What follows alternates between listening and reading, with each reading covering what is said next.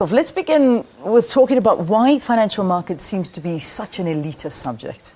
Yeah, it's true. And I think the reason is quite simple.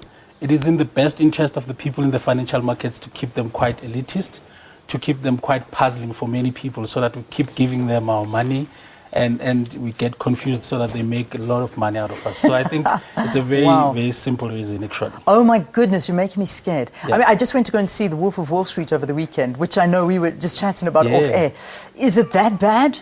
I mean, scary stuff. I mean, if you look at The Wolf of Wall Street, those are the traders and whatever. So there are still other guys who do investment management who are quite calmer. They don't do the scary stuff that traders sometimes are known to do. Yeah. So it's not as bad as that most of this time. All right. So, I mean, you were there. You were a former banker. I mean, you worked for two of our major banks here in South Africa. And you think financial markets can teach us something about life? Yes. So I want to hear what the lesson is. What can they teach us about life?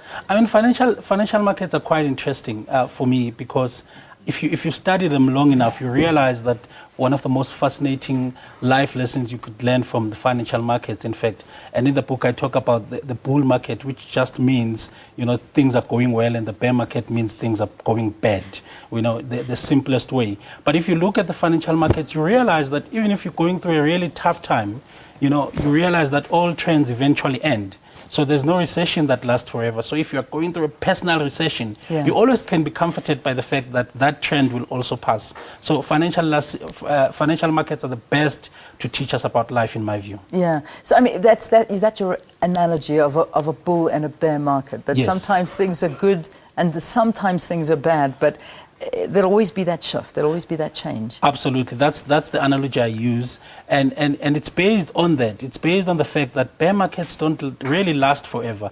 So, if you're really having tough time in your life, and I've watched markets for a very long time, and you realize that when people are quite excited and people are happy and they think that everything is going well, even that can pass. So we need to be prudent all the time in our lives. So that's definitely the analogy I'm using. Yeah. The other thing you talk about are share prices, and that they go up and they go down, and they go up and they go down, and that people shouldn't panic. Yes. Because I suppose that's the thing. I mean, you watch your share price every day thinking, I better sell. I better sell. Okay, it's going up. It's going down. What am I going to do? What am I going to do? So, I mean, this is one of the most complicated things is to stay calm. Yes. But how do you do that when this is your money you're watching? The first thing is don't watch share prices every day. Oh, really? It just doesn't work. Okay. If you're going to get into the stock market, you just have to realize that it's for the long haul. So watching share prices every day, it's just one of the most stressful thing ever. And you can't get into the stock market because you're looking for some returns next week or 2 months down the line. You should look at the long haul. So for as long as your strategy is fine, for as long as you know what you want in the long haul, you'll be fine. Just like in life. In life you have your long-term goals, but life hits you hard. Sometimes you're up, sometimes you're down. But as long as you're focused on the goal, you should stay calm and realize that you are in this for a long haul. So you're saying that it's just one big gamble.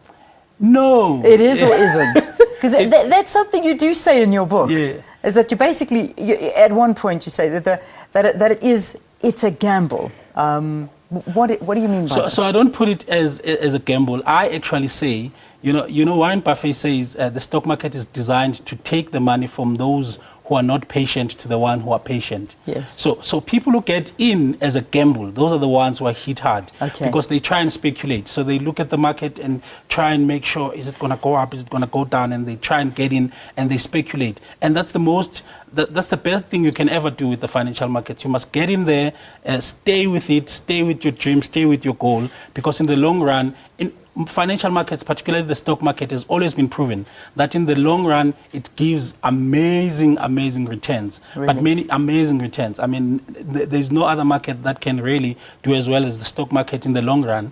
But many people, because they are not in things for the long run, they want quick fixes, quick money. They want to say, when can I beat the market? You can't beat the market. Just get in and chill. Okay. I just want to talk to you about the currency before I let you go, because Yes. I think a lot of people have been despondent this year, seeing the performance of the rand. Yes. You're not that despondent, though, are you? No, I'm not, because the rand will get up again like it usually does.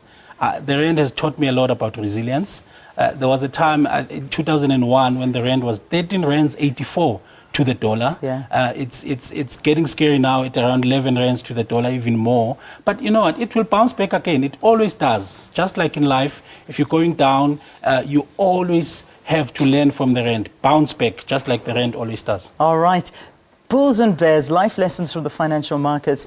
How to be the chief executive of your own life. Siphiwe Moyo, our guest here on Morning Live, talking about these markets. Now, if you want to get hold of Siphiwe, all you have to do is visit his website. That's siphiwemoyo.co.za, and you'll be able to. He's a professional speaker now, no longer in the markets. No. You left. Why? I left because I find people more fascinating than the markets. Okay. So I'm in the speaking world now. All right, so you're in the speaking world Sure. now. Good. Enjoy it. Thanks for being our guest. Very Thanks, interesting. Leanne. All right, let's take a look at the market indicator.